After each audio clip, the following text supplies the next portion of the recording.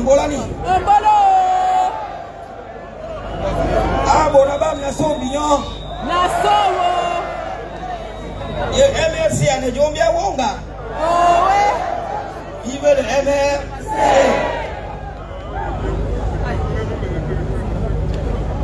Permettez, Monsieur le Président, chers militants du MRC, que je sacrifie d'abord à une exigence de civilité. Permettez que je sacrifie à une exigence de civilité. Adressée d'une part au professeur Maurice Kamto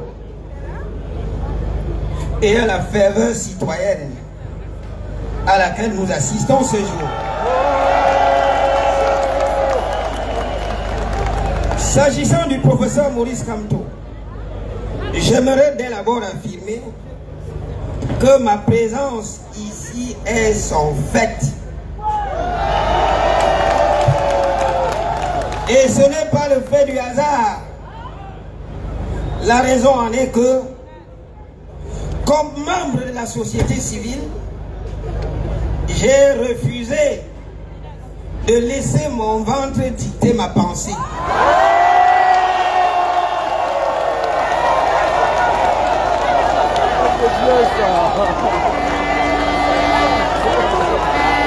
Je suis arc-bouté à la vérité. C'est la raison pour laquelle vous verrez rarement des universitaires près du professeur Maurice Kamto, qui a été mon enseignant et qui, par la force des choses, notamment de la circulation des élites, je suis devenu son jeune collègue.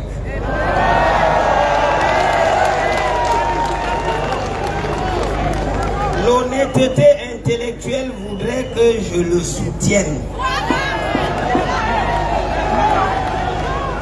Et je vais révéler au professeur ce qu'il ne sait pas.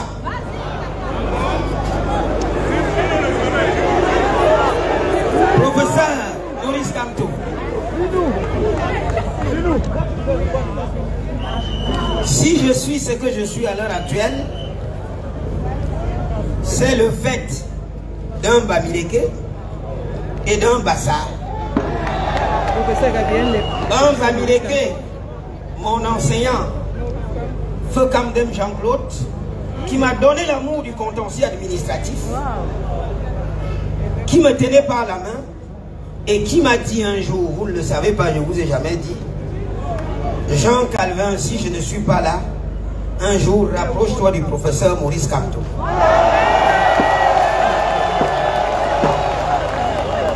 Un Bassar qui a été mon co-directeur de thèse avec un maître français à Nantes, le professeur René Ostiou, en l'occurrence le professeur Roger Gabriel Lep, à qui je dois montrer de caractère bouillonnant et de liberté, parce que pour ceux qui ont connu le professeur Lep, ils peuvent reconnaître ma personnalité. Roger Lep m'avait dit, Jean Calvin, si je ne suis pas là, rapproche-toi du professeur Maurice Kamto. Merci, cher professeur. Vous comprenez maintenant pourquoi je suis proche de vous. Vous ne le saviez pas. Et j'ai été aussi marqué par le fait que vous avez cru en moi. Voilà pourquoi nous nous concertons en permanence. D'autre part, pour chuter avec la civilité d'usage, j'aimerais témoigner ma reconnaissance à cette diaspora martyrisée.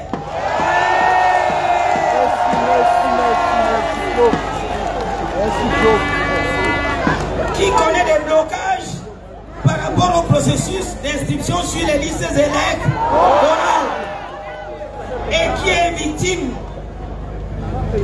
de la politique à géométrie variable de la double nationalité, pendant que les dirigeants ont la double nationalité et se considèrent comme des citoyens à part entière. Le peuple citoyen austral Cizé. Merci pour votre accueil chaleureux qui ne fait que confirmer et conforter l'idée selon laquelle le ventre ne dictera jamais ma pensée. Je dirai toujours la vérité au prix de ma vie. Ensuite, ça sera la deuxième articulation de ma pensée avant que je chute. Je voudrais, autant que faire se peut, vous expliquer pourquoi nous sommes dans une république abîmée. L'actualité du passé nous rattrape. L'actualité du passé nous rattrape. Jeune étudiant à l'université de Nantes, j'avais assisté à la mise à mort du couple Ceausescu. Parce que le peuple roumain s'était levé comme un seul homme et a mis fin à la dictature. Le président Feu Mitterrand de l'époque a fait appel aux dirigeants africains qu'il contrôlait à l'époque, à La Baule, 60 km de Nantes, et leur a dit: ouvrez grand les yeux, libéralisez la vie politique. Sinon, vous serez rattrapés par la dictature que vous servez au peuple. Et le tout premier dictateur de l'époque s'est converti immédiatement au Bénin. Mathieu Kérékou a libéralisé la vie politique. Nous avons attendu 6 ans plus tard, dans la constitution révisée de 96, en procédant à la limitation des mandats. Nous n'en serions plus là si la tricherie politique n'avait pas habité nos gouvernants. Les émeutes de la fin de 2008 ont permis au pouvoir de massacrer le peuple. Moi-même, j'ai failli trépasser, n'était-ce ma popularité auprès des étudiants qui m'ont reconnu dans la rue et qui m'ont extirpé. Le président a fait une sortie en disant que je vous ai compris, mais par un moment d'inattention, subrepticement, il a révisé la Constitution en levant le verrou de la limitation des mandats. Et pourquoi? Parce que la diaspora s'était mobilisée en disant qu'on va la traiter devant la CPI. Voilà comment le rêve camerounais a été tué. On a levé le verrou de la limitation des mandats et nous assistons à ce jour à un pouvoir qui dure et perdure. La société est bloquée.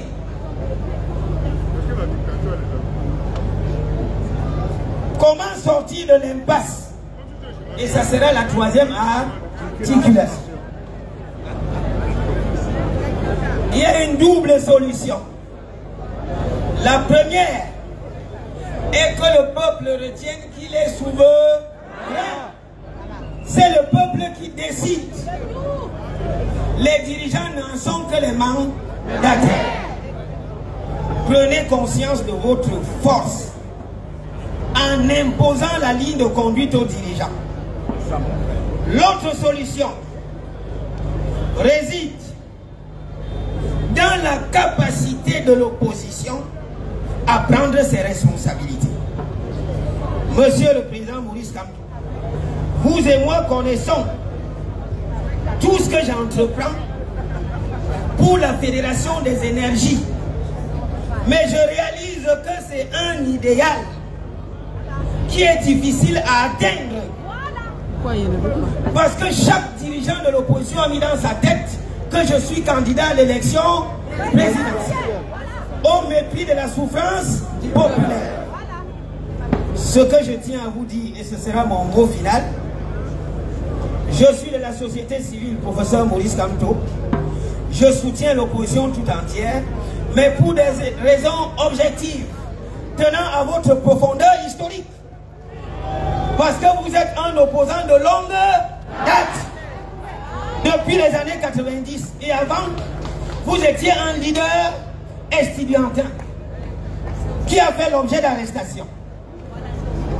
Le professeur Maurice Kamto n'est pas un novice dans la politique. 2. Vous avez travaillé avec ces gens. Vous êtes mieux outillés pour comprendre les failles. 3. Qu'on le veuille ou non, et comme je l'ai toujours dit, le MRC est le parti de l'opposition le mieux structuré et le plus populaire.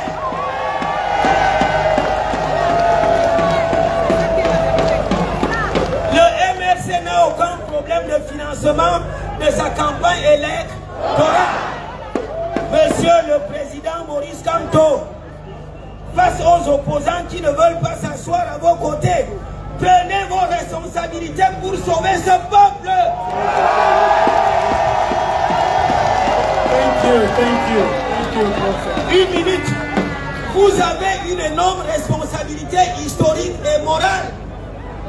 C'est l'occasion de sauver ce peuple supplicié. Il nous reste moins de 5 mois. Prenez vos responsabilités comme leader solide et avancé. Je vous remercie pour votre bienvenue. Thank you. Le professeur Jean-Calvin Baoyono qui vient d'adresser comme ça, de façon courageuse, de façon emphatique, le peuple camerounais et le leader de l'opposition, le professeur Maurice Kamto. Now we are going to pass the floor. Thank you again. We are going to pass the floor to one of the architects, not just of this event today, but of the synergy that is supporting the candidate, Professor Maurice Kamto. And we are now going to give the floor to Honorable Jean-Michel Ninche, because he is the person who has been working. Honorable Jean-Michel Ninche, le leader, le président de l'APC, qui va maintenant s'adresser au peuple, celui-là même qui soutient la candidature du président Kamto à travers l'APC, l'APC qui réunit les partis politiques et la société civile.